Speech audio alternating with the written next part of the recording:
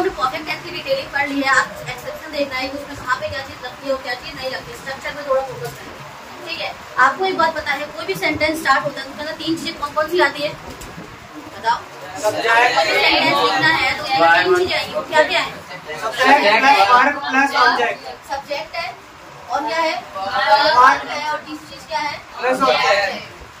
इतनी बातें क्लियर? अब सब्जेक्ट क्या होता है कौन बताएगा? बताओ सब्जेक्ट क्या होता है?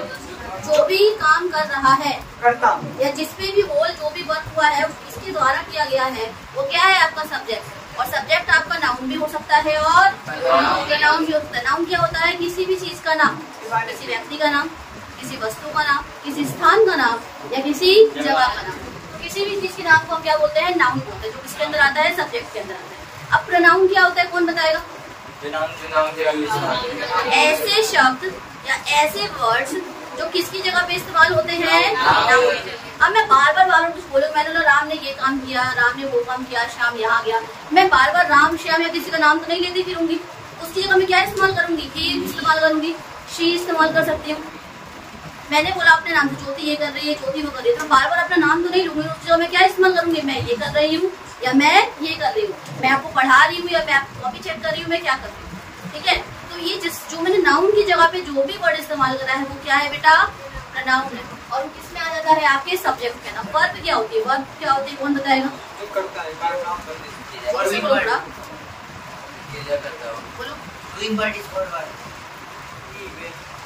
बोलो जल्दी।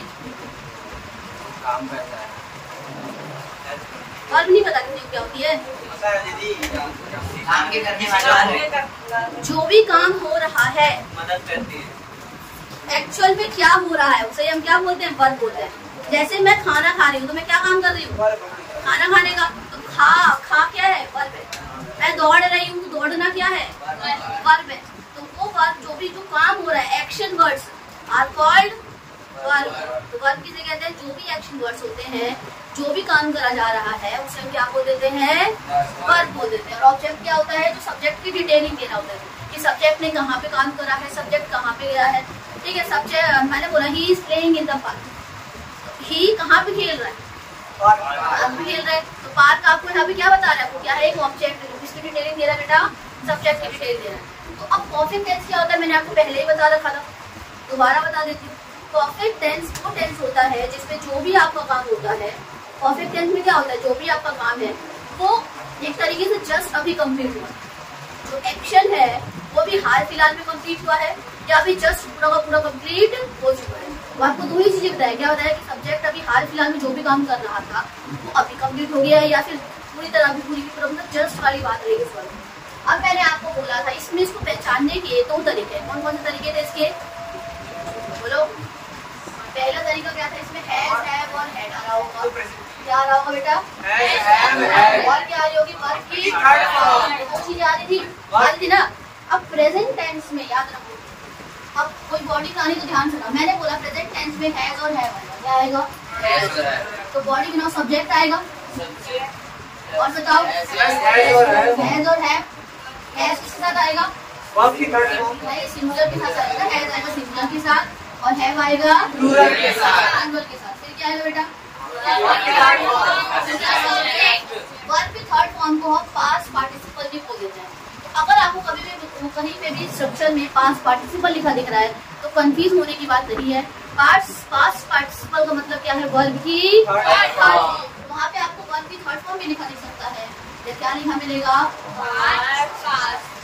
Past participle. Is that clear?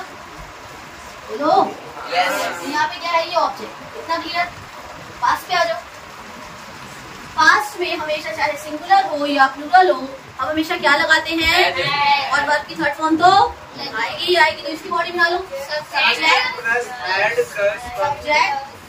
Head, चाहे सिंगुलर हो या प्लूरल हो। उसके बाद बेटा वर्ब की थर्ड फॉर्म जिसको हम पास्ट पार्टिसिपल लिख सकते हैं। कितने मतलब क्या है? कंफ्यूज मत होना। प्लस क्या आ जाएगा बेटा? ऑब्जेक्ट। अब फ्यूचर पे आ जाते हैं। फ्यूचर परफेक्ट की बात करें। ठीक है, मैंने बोला था फ्यूचर टेंस में विल और शैल के साथ, इसके साथ पहले बोला था विल और शैल के साथ प्रेजेंट की तरह है तो हैज और हैव लगा। ठीक है, और एक्सेप्शन वाली चीजें मैं आपको हमेशा लास्ट में बताती हूँ, तो इसको भी यहाँ ध्यान से लो। विल और शैल के साथ चाहे आपका सब्जेक्ट सिंगुलर हो क्या आपका सब्जेक्ट प्लूरल हो, हमें हमेशा क्या लगाना है? हैव लगाना है। क्या लगाना है? हैव लगाना है, चाहे सब्जेक्ट सिंगुलर हो या फिर प्लूरल। प्लस उसके बाद क्या लगाओगे? वर्ब की दूसरी भाषा में क्या बोलेंगे? Past plus object. बताओ इसमें कोई दिक्कत नहीं है ना? इसको हिंदी के पहचानने के तरीके मैंने आपको पहले ही बता दिया था, बस मुझे ये वाली चीज क्लियर करनी थी। मैंने जो आपकी पहले वीडियो डाली थी ना बेटा, जो पहले पढ़ाया था आपको, मैंने उसकी साइड में लिख दिया था in future perfect use always have, क्योंकि मैं आपको उसको बाद में बताने वाली हूँ। ठीक है, इतनी बातें क्लियर? ये वाली बात बताओ, हैव का ये वाली बातें ध्यान रखो। ये वाली बात क्लियर है पूरी तरह? एक एग्जांपल लेते, वह खाना खा चुका होगा।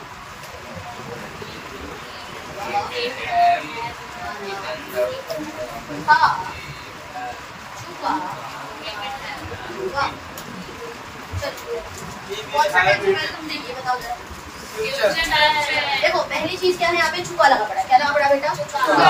छुपा लगा पड़ा है, और साथ ही साथ क्या लगा पड़ा है? कौन सा टेंस हो जाएगा ये? फ्यूचर है कि नहीं है बताओ? जिसने पहली वाली वीडियो देखी होगी या उसने पहले वाले लेक्चर में रहा होगा, उसे पता है छुपा का मतलब क्या है? ये परफेक्ट टेंस है, और होगा लग गया मतलब ये कौन सा है? फ्यूचर। ठीक है, अब मुझे बताओ इसकी इंग्लिश करूँगी। विल, अब बताओ हैव आएगा कि हैव आएगा? आएगा ना, तो he will have past participle बताओ ईट का ईटन। कोई दिक्कत? इस पास्ट का एक एग्जांपल ले करें। ओहो रोटी, हाँ चुका, रोटी खा चुका।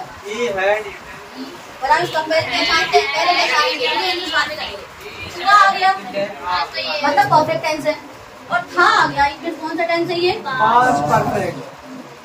पास्ट परफेक्ट, इसमें कोई दिक्कत?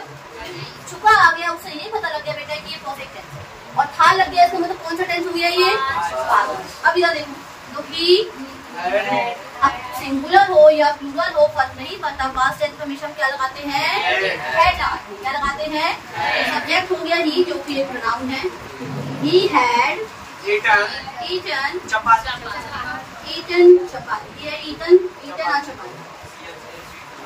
एक क्यों लगाया मैंने? क्योंकि चपाती रोटी है, कोई एक प्रॉपर कोई यूनिक चीज है तो है नहीं जो हम लगा देंगे इससे आगे। आर्टिकल का ध्यान जरूर रखा, उससे सेंटेंस गलत तो नहीं होगा, लेकिन आपका एक यूनिक मतलब एकदम प्रॉपर वे बन जाता है सेंटेंस। ठीक है, जिसको गलत नहीं करना। अगला सेंटेंस करें प्रेजेंट के लिए। अगला वह खा चुका है।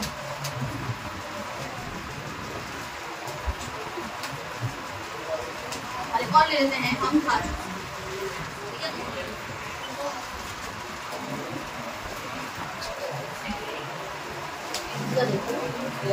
कैसे पता लगा? चुका है मतलब परफेक्ट है, चुका है मतलब परफेक्ट है, लग गया मतलब प्रेजेंट है। तो ये कौन सा टेंस हो गया? Present perfect. ये भी कौन सा हो गया? Present perfect. कोई दिक्कत नहीं? सिंगुलर है कि प्लूरल? अगर सिंगुलर होगा तो हम क्या लगाएंगे? हैज। अब बाकी कौन सी फॉर्म आएगी बेटा? रिटर्न का फूड होगा।